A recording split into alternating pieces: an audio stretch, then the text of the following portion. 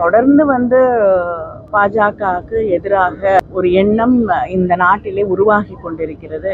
அவங்க ஆட்சியில இருக்கக்கூடிய அவலங்கள், தொடர்ந்து மக்களை அச்சுறுத்தி கொண்டிருக்கக்கூடிய அந்த நிலை, இதையெல்லாம் பிஜேபிக்கு எதிரான ஒரு மனநிலையை உருவாக்கி இருக்கிறது.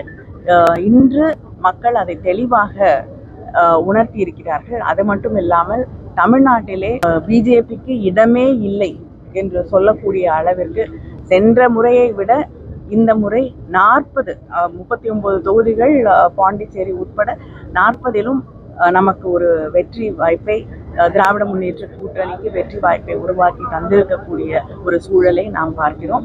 இது நிச்சயமாக முதலமைச்சர் அவர்களுடைய திராவிட முன்னேற்ற கழகத்தின் ஆட்சிக்கு கிடைத்திருக்கக்கூடிய ஒரு வெற்றி. அதே போல பிஜேபிக்கு எதிராக கிடைத்திருக்கக்கூடிய ஒரு தெளிவான வெற்றி.